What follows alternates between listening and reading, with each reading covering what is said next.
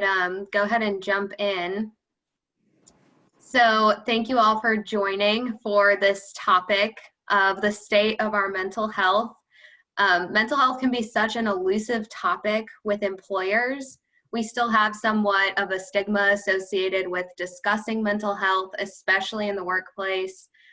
Sometimes we're not sure how far we can go to support our employees with mental health while staying within legal boundaries. And sometimes we're struggling with an organizational culture that kind of conflicts with our efforts to support employee health and well-being. So our goal today is to kind of show you the impacts that employees are experiencing, both nationally and locally here, and help you identify some strategies on how you can support employees with what they're struggling with now, and how you can develop leadership strategies too to work on that organizational culture piece. And then we also are going to allot for quite a bit of Q&A time at the end.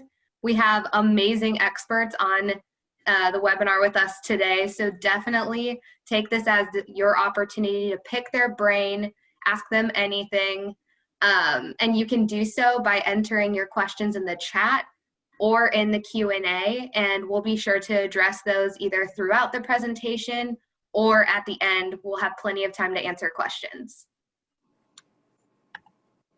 So today, this webinar is sponsored by PATH, which stands for Personalized Approach to Health. And our goal is to improve the health of our community by supporting employers' efforts in helping their employees be their healthiest, most well selves. So we do that through research-based programs and solutions. And our goal is to really drive meaningful results with our employers' wellness programs. So today we've brought in our mental health experts, and they both have extensive accomplishments and accolades, but I'll just do a brief introduction of each. We have Dr. Terrie Andrews. She's the System Administrator for Behavioral Health at Baptist.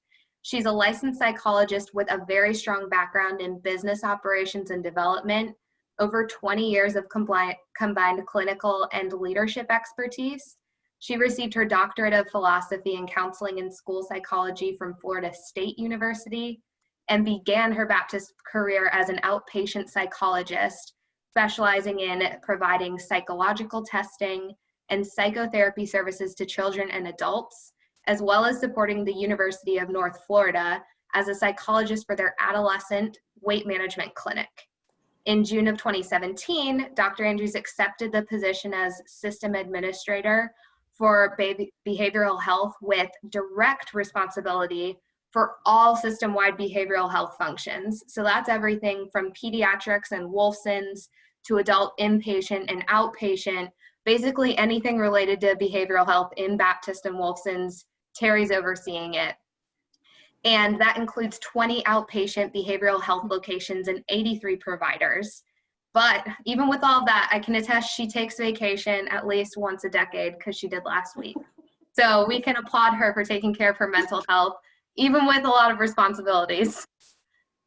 And then we also have Dr. Stefanie Schwartz. She's a fellowship-trained psychologist with extensive experience working with a variety of medical populations. She received her Doctor of Philosophy from Finch University of Health Sciences in Chicago and completed her fellowship at the Mayo Clinic in Rochester, Minnesota. She uses a variety of approaches when treating patients, including cognitive behavioral therapy, and she also has a research background. So she's published many articles, book chapters, and presented at national conferences. Her areas of expertise include behavioral weight management, women's health, health psychology, stress, burnout, depression, anxiety, stress management, infertility, and oncology. And she enjoys indoor cycling, Pilates, and yoga. And she will not, which I totally appreciate this, she will not miss Sunday brunch. Cannot miss a good brunch. What's your favorite brunch spot in Jacksonville? Well, I'm new to Jacksonville, and since COVID, we haven't explored yet. Oh, no. But I moved from Georgia, and we judged good brunch spots based on who had the best biscuits. So oh, yes. I'll have to say, yeah. Absolutely. You need to try Ida Claire at the town center. They have amazing biscuits, in my opinion. That's across the street from me. So oh, yeah. If anyone has brunch recommendations, you can pop them in the chat, especially biscuits, because who doesn't love a good biscuit, especially when it's cold out. Okay, so with that, we're going to jump right in, and I'll hand it over to Dr. Schwartz first to give us a little overview. Okay, thanks. And so this is just to give you a sense, and you know, I got the resources you see from some of the, actually there's a lot in the HR world publications, and you know, this has been going on 8 months now, so I think you know, some of the things that cause maybe initial anxiety aren't the same causes now, but regardless, anxiety is still going on and depression is still going on. So what we're seeing in terms of anxiety, you know, right now, people are actually starting to, with the coming of January coming up, starting to have anxieties about going back to work. And I hear that it's like less about fears about COVID and more about that they've gotten so comfortable working from home. And so they want to continue doing that. So that causes some anxiety. Also the unknown in general, what's going to happen with people's jobs, of course, causing a lot of anxiety. So we're definitely seeing increases in that, you know, also the financial side as well for people. You know, depression as well, whether that's because of isolation, you know, having loved ones who are ill in need of care, you know, can't go to see them.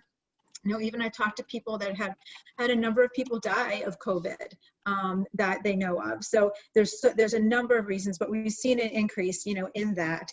And, you know, I think also there's other things in terms of maybe things people used to do to cope with anxiety and depression in the past, maybe they can't do anymore because, you know, after work, maybe they meet up with friends or go to the gym. And so instead, maybe they're turning to other things like go home, have a glass of wine, or, you know, even, or if they're home already, have that glass of wine. And it's relearning, you know, one thing I'm finding with my patients is really having that discussion. Okay, these are things you can't do now or don't feel comfortable doing now. What can you do instead? So I'm making sure those aren't unhealthy things. Sleep disturbance, you know, when you have anxiety or depression, but, you know, especially anxiety, a lot of things in your mind, a lot of worries, and then increased health problems, you know, as well. A lot of people are gaining weight, whether it's boredom eating, mindless eating, you know, the fridge is right there behind you. If you don't have an office, your desk may be your kitchen island, you're staring at the fridge. Health problems, I mean, depression, anxiety, whether it's increased blood pressure, or maybe financially, or because of fears of going to the doctor, maybe they don't offer virtual, people aren't maybe taking their medications as they should, which will also adversely affect health, and general things that anxiety, you know, affects, whether it's GI or headaches. So we're really seeing all those things, you know, across the board can lead to these kind of mental health symptoms, and then in turn, medical symptoms. You can go to the next slide. Okay, and this is not necessary to focus on the exact statistic. It's just to give you a sense of the, you know, severity, because these are actually from like, I think June. So, you know, there's, I'm sure, variations no matter the different resources you look at, but again, it speaks to, and I think this has been there since the beginning, and is the fear about losing their job from the pandemic. You know, being that the end of the year is coming up, we're also hearing more things, you know, in the government about certain things that may, you know, end in terms of financial support. Being fearful, and what they're going to talk, of course, about this quite a bit, about disclosing mental health issues, that alone will maybe contribute to losing their job. And those that maybe have done that or talked about challenges they're having with childcare things, they've maybe experienced a negative reaction. And we'll talk about different things that, you know, as HR leadership that you can do. And that in general at work, people don't feel like they have someone that they can confide in. So those are just some overall employee statistics.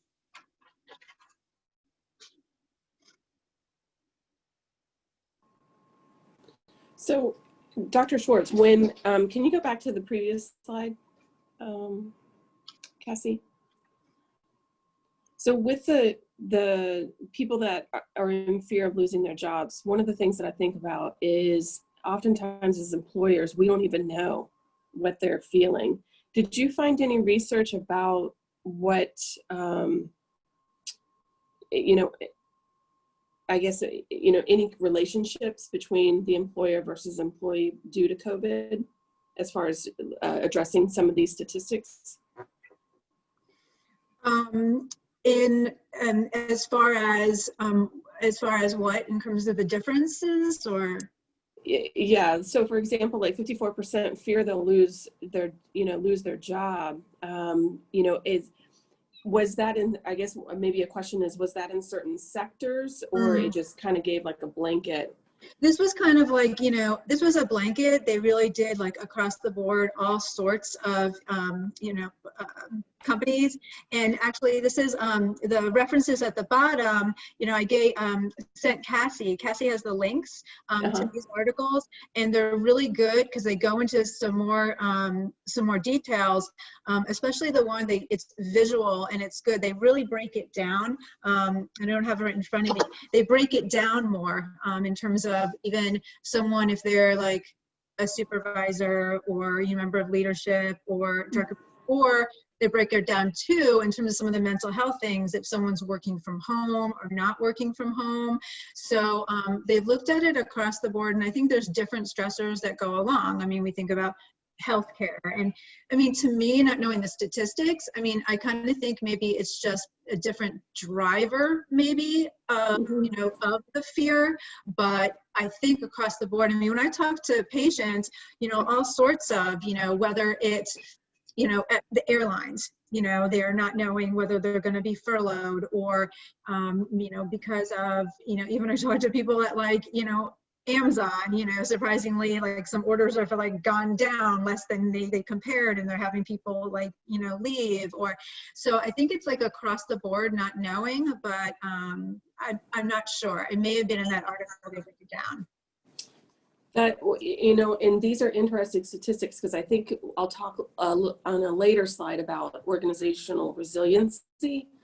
And I think it'll target the audience that's listening to the presentation today, because, just the second bullet point, we're still facing such a stigma against, mental health issues. And you can go ahead and go to the next slide, Cassie. And what we're seeing, I just got an article from the CDC where 2/3 of adolescents are now reporting anxiety and depression. That's huge. And so if our adolescents are, really having a significant issue, the families and even those without children are experiencing a significant issue. And so, what we are seeing, and you can see our behavioral health approach to patient care, what we are seeing is just a significant increase. This is just kind of bottom baseline of what the services that you saw on the previous slide. And go back to scope of services just real fast. So this is what the array of Baptist and Wilson Children's can provide to patients that are in need of services. So we've done a great job over the past couple of years with really expanding niches and specialties within behavioral health, because you're starting to see that more and more. So for example, Dr. Schwartz, we really rely on her for bariatric and eating behavior support. And so, and just overall health psychology. But, this is where we're headed in general for behavioral health, is more of specialized treatment. And go to the next slide. And as you can imagine, I'll never forget, for us in our outpatient setting, St. Patty's Day is when we shut our offices down, because we just quite didn't know what was going on. And we did quickly scramble. As you can see, we were completely face-to-face, and a lot of that is due to insurance-driven contracts. And because of the pandemic and the loosening of telehealth by the insurance companies, we quickly pivoted our outpatient office to now we're over 90% virtual visits. The ones that are being seen in the office are your traditional like autism evaluations, neuropsych testing, maybe even the bariatric evaluations, getting ready for bariatric surgery. And then those patients that truly, they can't operate telehealth for whatever reason, whether developmental or age, or just emotional.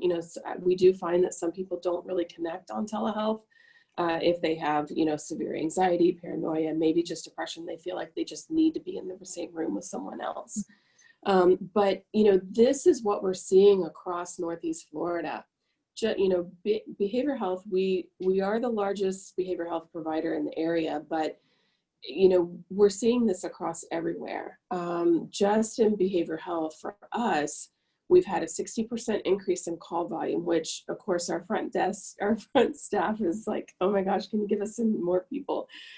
A 25% increase in visits. And we opened up what we call an acute care clinic, which that triages patients that would have traditionally been sent to the emergency room.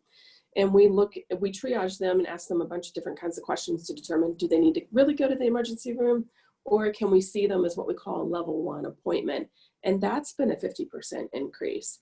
And then on the pediatric side, I was alluding to it a little bit earlier with the CDC article, we've seen 150, I'd probably even estimate it's up to 200% increase in pediatric inpatient admissions. So, it's just amazing. And what we're seeing is just this huge impact overall of, really the isolation, the lack of structure, the PPE, that's been a huge thing. And I know I'll talk about Maslow's hierarchy in a second, because to me, that really impacts your organization. And also just, people sitting, trying to figure out what are we going to do for the holidays. We're not even hugging anymore. And we get, certain hormones that are released just to hug. And that makes us feel good. Laughter, that's a huge prevention. So again, just kind of highlighting what we're seeing across the Northeast Florida is just a significant increase for mental health. And it does highlight, as we'll talk about a few slides, of what can you guys do as leaders in your organizations to be able to support your team members. Oh, here's Maslow's hierarchy. So, one of the things I wanted to talk about was just some basic information on hierarchy of needs. And you can see the lower the deficiency needs. If any of these are lacking, or the individual doesn't perceive that they are getting those needs met, then it's very difficult for them to be high performers or high workers within your organization. And something that we saw at Baptist is when everyone struggled with the PPE and everyone went home and the structure wasn't there because no one knew what to do with virtual versus just even working from home for those like our billing offices and our HR people. And, people really struggled with that. And so then you started to see your physiological, and safety to me was a huge component that I saw. And when people were struggling with PPE within our medical floors, it really placed a lot of distrust to the organization because their basic safety and physiological needs weren't met. And then because of the isolation, you can't eat together, you have to stay isolated. There's a phrase, a distant Thanksgiving is better than an ICU Christmas. Your belongingness and the love needs, where I talked about, you've got to be able to hug and touch and have laughter. These things started to suffer. And what I saw, interestingly, is people really started just kind of look at, is this really the job for me? And I think a lot of that was because the world shut down and you weren't doing the day-to-day grind and you weren't in the day-to-day mix of your normal job as you usually would. So I highlight that because, on the slide, what Dr. Schwartz showed is, 50% of people thought that they were losing their jobs, 30% mental health issues, and then 30% only felt comfortable confiding in their fellow colleague, 20% to a supervisor. And so, where we're at is you have a lot of employees that, whether we know it or not, are questioning, is this really what I want to be doing? Is this really, does the organization care about me? What are they doing to protect me and to really address some of these bottom of the pyramid needs? And, as we move forward through the presentation, those are some key things to keep in the back of your mind, because if we've got to be able to, for one, it's really a lot of trust. You know, how do we ensure that the team member, your employee, has trust not only in you as the leader, but also you as the organization? And there's some ways to be able to look at that and to address it. And it's really more from a cultural component. But it, you know, this, I tell you, you know, this is one of the things that we're even struggling with. You know, we have had turnover at Baptist, and a lot of it is either kind of that epiphany, thinking that I was just mentioning, what, you know, is this really the job that I want? Now is the time for me to make a move if I'm going to make a move because the world shut down. Or they needed to do it because of family needs, you know, basic that, you know, belongingness and love needs, where they had to homeschool the children because school is now different, or they have to take care of loved ones. So there, you know, there was some other components, not just job-based factors. And lastly, you know, I think one of the other things that I saw is now that we have a ton of PPE for our employees, there's still that level of disconnect because we can't be in the same room together. And there's still that level of isolation. So that's going to be interesting as us as leaders, is how do we get over that hurdle and make sure that they have trust in us as well as the organization. You can go to the next slide.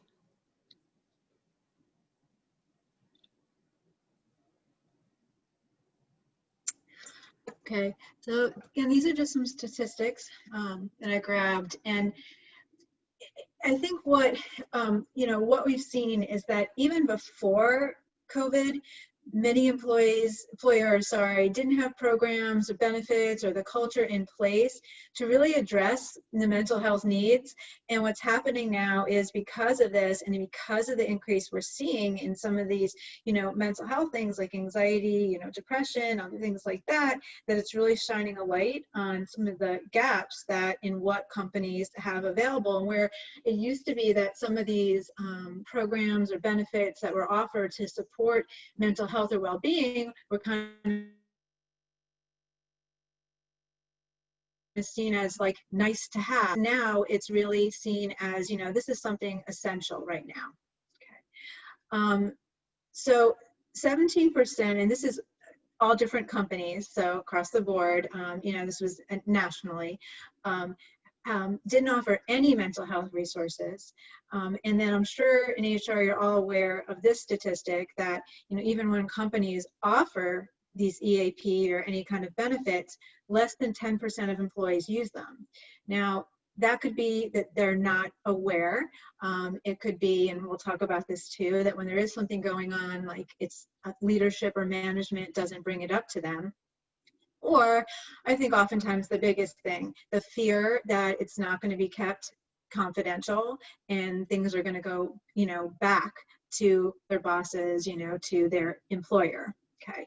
And that 65% feel that, you know, even if benefits are offered, the things that are, maybe it's more, there's like financial seminars or, you know, other, which obviously in this case, you know, can help relieve stress, but, you know, it's specifically the programs or benefits for their mental health that maybe they don't feel. And these are just some, you know, on-site that I think, you know, many companies, it's not maybe feasible for them, you know, to have right now, but, or in general, about an on-site stress management, you know, program. But we'll talk about some different options. We'll talk about some different options that can be implemented. Mindfulness or meditation benefits, and I know Cassie will, you know, talk more about, you know, PATH and what they can provide, what we can provide, and I'll talk to you about some other alternatives as well that you can look to. And I think this is a big one, and we'll talk more about this, is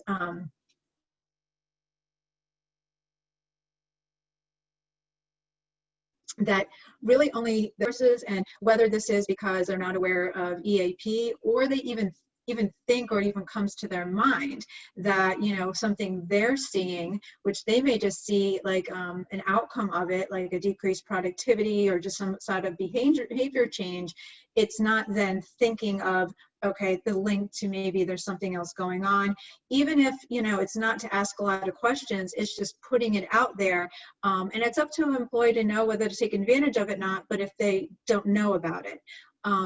And greater than 50% of managers are really not sure how they would help someone if they came to them.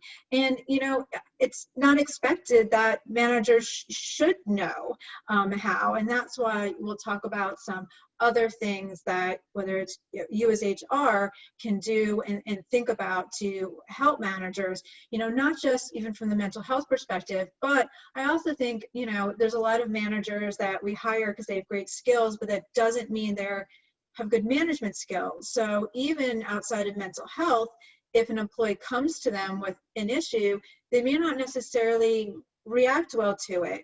And that maybe is because some of that management part is lacking, in addition to what we'll talk about the mental health and how they can learn to, you know, support employees with that.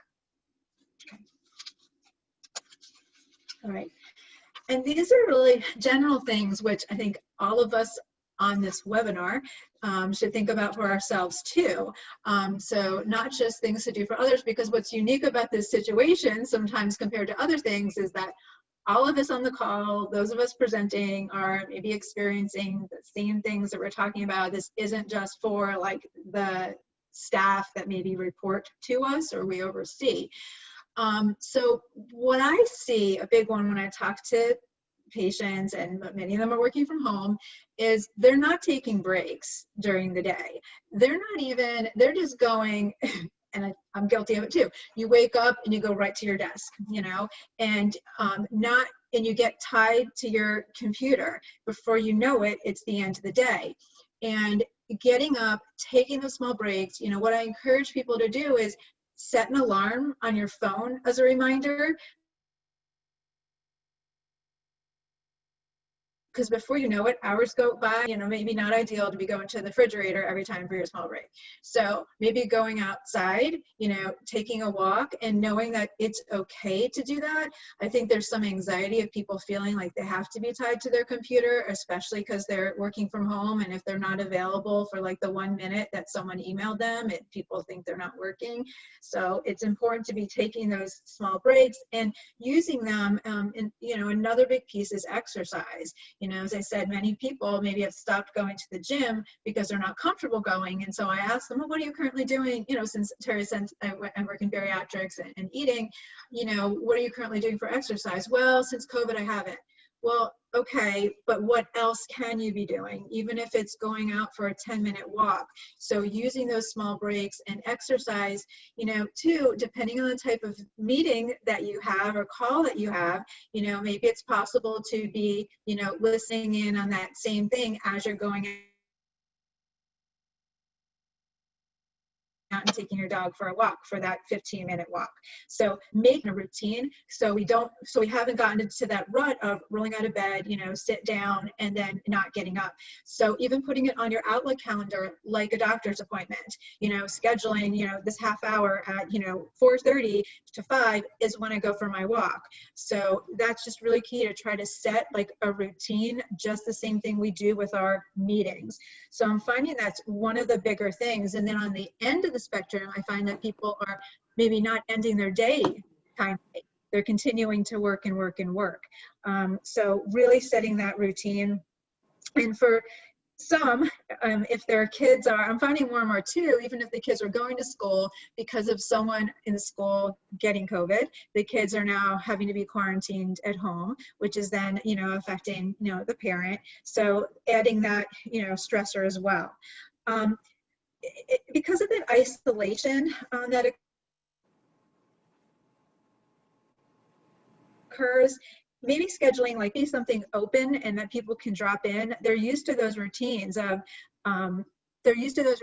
maybe seeing different people in the morning, and now they're no longer seeing them. Taking those virtual, you know, some of the things that Cassie will talk about more too, having virtual, like, you know, stretching, meditation, even if it's like every morning, 8 to 8:15. But, you know, if you do things and if you offer these things, staff need to feel like it's okay to do them and not be anxious or worried. And then that comes from the top down, that, you know, encouraging it, you know, encouraging it's okay. It's not seen as, oh, what are you doing during these 15 minutes? So they can take advantage of it. And wellness topic seminars, things during the work days. For a lot of people that I talk to, even though it's in the context of bariatrics, they've gotten into the context of, they've gotten into the routine of maybe some not so great eating behaviors. And there's just basic, you know, behavioral weight management, you know, strategies, goal setting that, you know, you can do that would be helpful topics. Using discretionary funds, health insurance creatively. So what I mean by that is oftentimes, you know, look towards the regular smoking cessation or Weight Watchers, which are very important programs to offer. But thinking about other things like Headspace, or I know different companies maybe are making apps that are available through not just, you know, when there's an isolated time for meditation, but throughout the day. If they're having a difficult time, there's an app on their phone that they can do meditation. And if you don't offer that, it's maybe providing a list of those that are free as well. And lastly, asking the employee for input, suggestions. I think oftentimes we assume what we think we know, what employees want. So whether it's, you know, doing a survey monkey, you know, survey, or depending if it's small, just asking them. And that not only will help, and maybe it's realistic, unrealistic what you can do, but not only does it then help you kind of tailor, it makes the employee feel like you care and you care what, you know, to have their input, and it's very empowering. So, and lastly, for those that maybe, you know, kind of sought their relaxation or things they did outside of the home, seeing what else they can do, you know. So I have a lot of patients, maybe I haven't done crafts for a long time, and that's the thing. So it's coming up with other alternatives that are rewarding and take time. So a number of different things.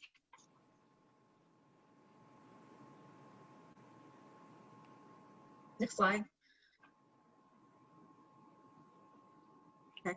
And this is, as Terrie mentioned, you know, leadership and management, you know, strategies are key. And I think it's hard because in leadership and management, you obviously have a lot of responsibilities going on. And, you know, sometimes it's like you can have all good intentions of maybe reaching out to your employees, seeing how they're doing. And I think sometimes it's then, it keeps falling down on the list because of other things. And just knowing it really is a priority and will benefit you in the long run, to maybe if you're touching base, you can more easily catch if there's a challenge or something that, you know, if someone is thinking about maybe leaving, but if it's because of a reason that maybe something could be changed, you know, or them having anxiety that maybe isn't realistic, you have an opportunity there. So that culture of trust is really important versus a culture of fear. And that's where the consistent and transparent communication comes in, because uncertainty really breeds anxiety. So if there's anxiety, so for example, I had a patient yesterday, every time this year their company gives a bonus, they haven't heard anything yet. And they're like, right now with all the finances, I really need this, haven't heard anything. You know, whether, even if there's communication that they can't give it this year, just that, you know, that communication about it. And also you as a leader communicating, or knowing that even though you may be experiencing complete like anxiety yourself, coming across as calm, otherwise others will sense that, you know, and feed off it from you, but knowing that you can also have someone that you can trust and reach out and support to. Communicating more than you really need to. And knowing that making yourself available. You know, sometimes staff are like, well, you know, they're the manager, they're the supervisor, they're the leader, they're busy with other things. You know, they're busy with other things. So knowing that you have the answer doesn't mean they have to come, but knowing that they have that for them. Okay. Modeling healthy self-care behaviors. When you see that your leader is, making it okay to, yep, today I'm going to make sure at 5 o'clock I'm going to the gym, so they know like it's okay. Obviously reasonable things, or during my lunch break I'm making sure to take that 20-minute break to go outside. When you see your leader do those things, you feel like, oh, it's okay. And it also decreases anxiety. So while you're on that walk, you're not worried like, oh my God, what if I get a call? What do they think? They're going to think I'm doing nothing. So modeling that, as well. Acts of appreciation. This is something that our leadership initiated for those that had to be, that not had to be, but because of their job function, they have to be in the office. And I think there are, for some of the employees in the office, they're feeling like they have an added burden because they're having to figure out some childcare, things that maybe those working on, or sending them, a card, something to show that appreciation for them goes a long way. Okay. Not making assumptions, because you may see something going on or a change with an employee, and not making an assumption that the reason why, don't need the reason why. It's harder now when people are virtual to maybe pick up on things that there may be something even going wrong in their life. And in terms of making yourself available as well, or the check-ins that you can have, daily or weekly check-ins, even asking just, how are you? Okay. Doesn't mean you have to pry. It doesn't mean that they even have to, answer, but at least they know that you care, and saying to them, look, that you can come to me if you need to. Okay. And so I think those are some of the and daily, weekly check-ins too. Even as a leader, anytime you time to do a breakfast or a lunch with a smaller group, like virtually. Okay, let's all meet for a half an hour. And it's maybe just that time to get feedback. And when there's a smaller group, people may be more open to communicating. So those are just some leadership strategies to think about. But Terrie, do you have anything to add from the leadership perspective? Yeah, absolutely. One of the things that what research says, and this is important for your organizations, is the acts of appreciation.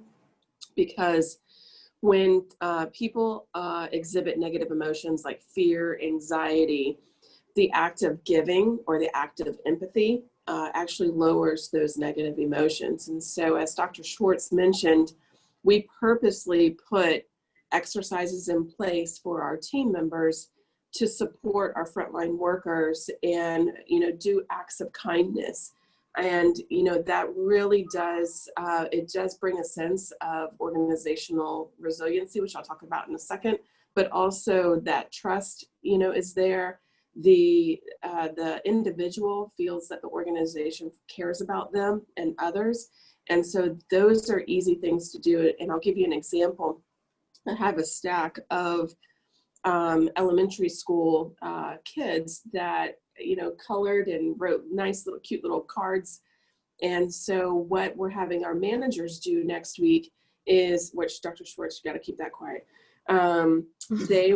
They're writing thank you cards to send it out to their own team members. And so it's just, again, these acts of kindness for you guys as leaders in HR, bringing, stopping by an office and checking in with them.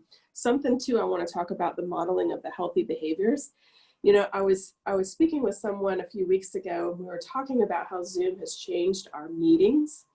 And before it was, you had to be in the office, you had to be at the meeting, sitting at the seat, ready to take notes and go. But now that we have Zoom, I mean, we can be at our home setting. We can be, I'm a big proponent of walking, especially if I'm just the listener of a meeting. And those are the things that I would encourage for you guys to show to your team members, as well as encourage them to do, is, do they have to be in their office, or can they be at home? If they're just going to be an active listener and not necessarily participating, then encouraging them to go and take a walk, or, go get on a treadmill or something that they could still be listening to, because it's totally backwards. It's changed the way that we think about things. And lastly, the Zoom meetings and the WebExes and the different you know, the Microsoft rooms and stuff like that, encouraging people to get up and move about, because I think that, and I'm guilty of this, I've gone a whole day and not ate because you're just back to back with Zoom meetings and WebExes and these different online meetings, and, you know, encouraging that. So thank you. Yeah, thanks for asking. So I wanted to highlight this when I talk about organizational resiliency. And this is basically a spiral, if you will. And what you're trying to do, very similar to the Maslow's hierarchy of needs that I showed you a moment ago, you're trying to maintain up into the, you know, the rainbow range. And because of COVID and because the, you know, the structure wasn't there, you know, we quite didn't know what to do as an organization. We really started, you know, and many of us started to kind of spiral down into the grade areas. And so you can see that when your organization, you know, we were quickly trying to pivot. What do we do? How do we work from home? What does delegation look like? You know, all kinds of different infrastructure changes. Then the individual starts to show some breakdown as well. And, you know, I always see that, you know, these kinds of adjectives are very helpful to be able to understand where's your organization at. And, you know, even for the second one from the bottom, the distressed, you know, regrettable talent loss, you know, I mentioned that earlier. We had that. You know, we had people say, I can't work here, I can't be in the COVID situation, or this was a time for me to make a change to another type of occupation that I've really been looking for. We also had absenteeism. We had people calling out on the front line, left and right. We even had our nurses actually quit to go work on COVID units as a traveling nurse because they were getting paid this amazing amount of money, and they're still getting paid that. So when you hear the news articles that the hospitals are facing a nursing shortage, that is very true across the whole United States. But, you know, what we quickly did though is as our leadership, we quickly had, what is our vision? What is our clarity? What are we trying to do? How do we resonate that to the rest of our team members so that they believe that we're really saying what we mean? And also there's a sense of optimism, and people understand that there's a level of trust now that we have some of those basic needs met to get over the hurdle and to get past COVID. And so what's interesting to me is if you look at the bottom right quadrant for the individual, those are a lot of the mental health issues that we're seeing. And so as we're looking at this and trying to pull out of the hole that we've all dug ourselves into, so to speak, because of COVID, it's how do we now focus on the individual while letting them know that we're engaged. You know, we have a wonderful organization and we're going to get past this and we're going to do it together. And so, you know, I highlight this because as you start to see these different adjectives pop up, you as your leader or HR leader, being able to put in culture resets, if you will, to help increase that organizational resiliency.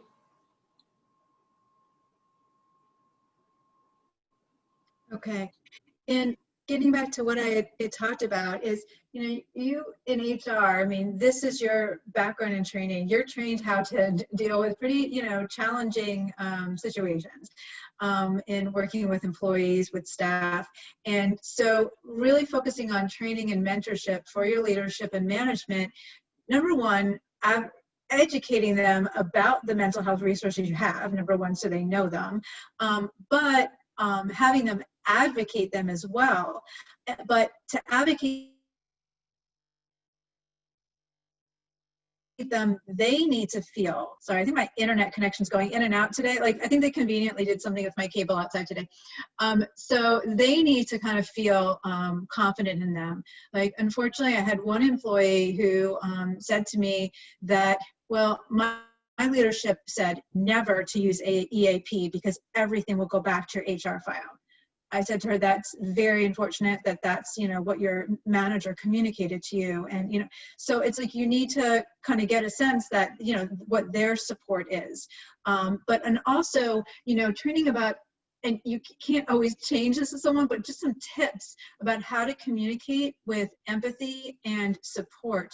Going back to that statistic of getting a negative reaction, if someone does, take that step, which I'm sure they're very scared about, in opening up to leadership or management. So having that critical training, and it could be that your managers are experiencing anxiety because they don't know how to deal with these things when people come to them, support and guidance, that's okay to come to you. And knowing that they don't have to have the answer, just knowing, even if it's like, well, let me check with HR, maybe they have some resources. And then lastly, some practical, things, since we know childcare, family, those are stressors and like logistic things that are coming up, depending upon, we know you have to still meet the business needs, of course. If there is an opportunity for any flexible scheduling, if someone needs to pick up a child or something like that, working with that, looking if there are any policies or leave practices that, dependent to your company, that can be changed. And then something I didn't know about, which many of you may, is that the Department of Labor has the, FFCRA, that act that basically requires certain employers to provide employees with paid sick leave or expanded family medical leave for specific reasons related to COVID-19. And you can go on the Department of Labor's site. Right now, the provisions are only effective through the end of the year, but I anticipate that they'll be extending them. So those are just things from, as HR leaders to be thinking about.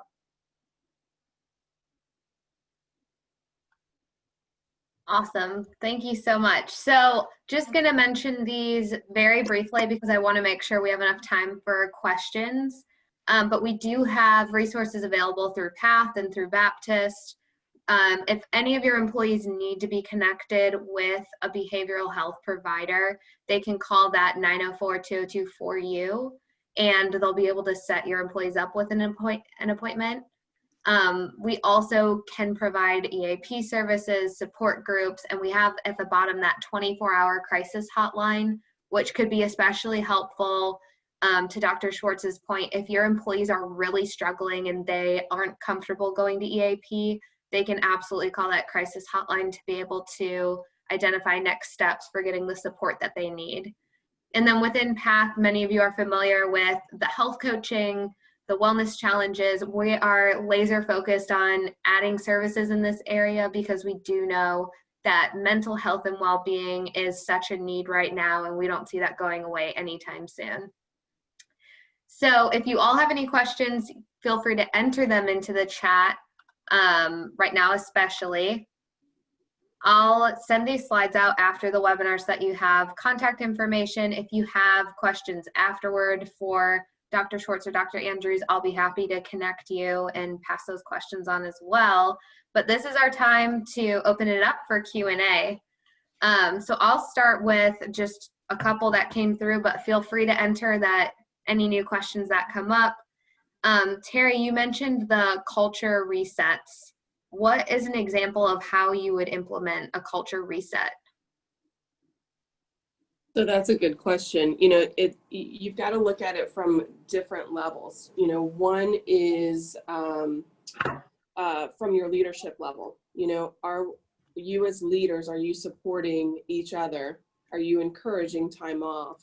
Because I think, especially during COVID, I don't think anybody took any time off, especially because you really can't travel anywhere. So you have the exec leadership level. And what are you doing to make sure that, again, those basic needs are met? Trust is there. You're encouraging self-growth and self-care. And then at the department level for your managers and just with each individual department, how are the managers taking care of their employees? Because again, we're very relational people, and because of the isolation and how we had to stay separate from one another, we have to do some skill set for our managers as well as the supervisors or that mid-level management support. And then at the individual level, going back up to the organization, how do you know that the organization is taking care of the individual? And a lot of that is that checking in, sending a quick email saying, hey, congratulations, I heard you passed X, Y, and Z. Like I said, we're sending out personalized thank you cards with the elementary school scribblings and colorings on it.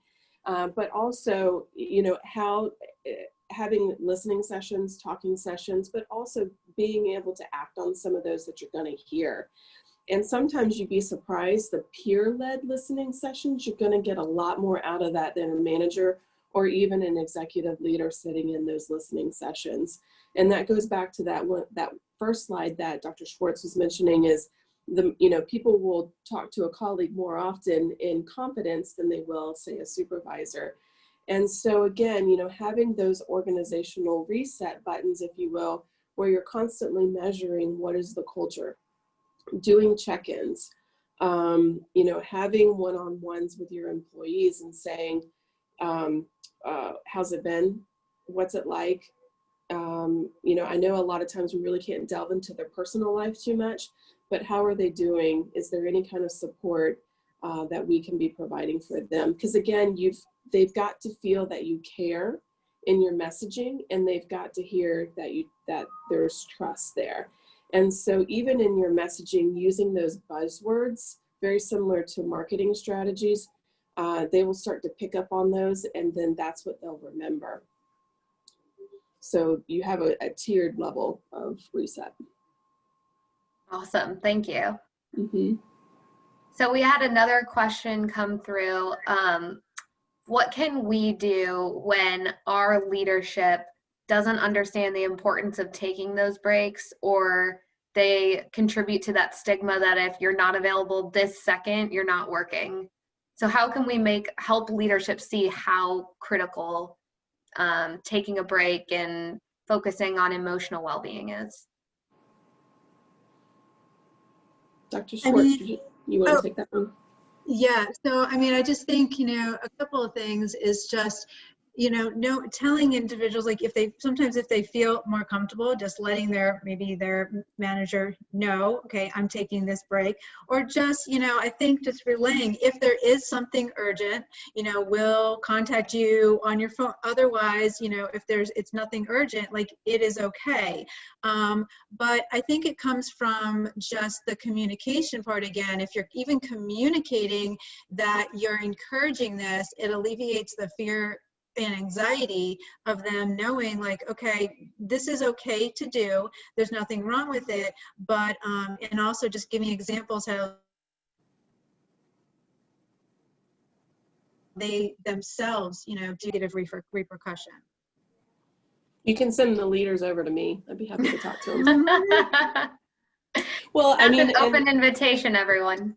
That's right. Well, Dr. Schwartz, when we were prepping for this meeting yesterday, Dr. Schwartz had mentioned, and I don't even remember this, but this was early on, when we were trying to quickly pivot, and, the slide that she talked about, constant communication. We were having meetings with everybody like every other day, just giving them the updates, although a lot of it, nobody changed. But when you're dealing with a crisis, or you're dealing with any kind of, significant change in your life, minutes seem hours. And so we were constantly updating, but she recalled a memory of, I was walking as we were doing the meeting, and I'm the leader of the meeting, but it was a way for me to de-stress. And, it's just the way we do things differently now. But I totally get, there's still that old school thinking of, you've got to have, almost like a high school, first period class. You've got to be in your seat when the bell rings,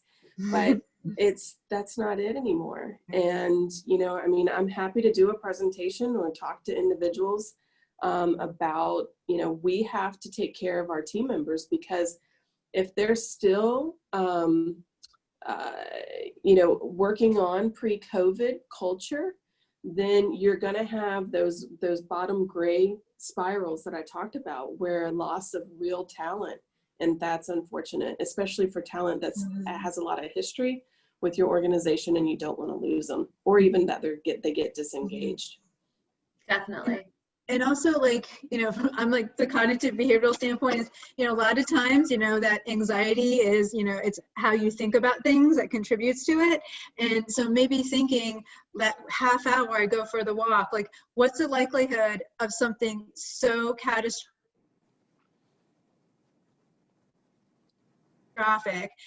is I'm repeating because I see my internet going out. So catastrophic is going to happen that the end of the world's going to, in that half hour. Will it really be that bad if you step away from your desk for a half an hour to go for a walk? If it's, if you're nervous about it, just say something, hey, FYI, I'm just going for a walk if you're comfortable. But otherwise, unless something's burning down, there's very little that it's not going to be the end of the world if maybe you're delayed a half hour in responding to an email. I love that. Yeah. And I mean, at this point, we even need to communicate. I'm taking this 30 minutes to prioritize my mental health because I know I'll be better for it. And to Terrie's point, worst case scenario, if there's a fire, you can reach me on my phone.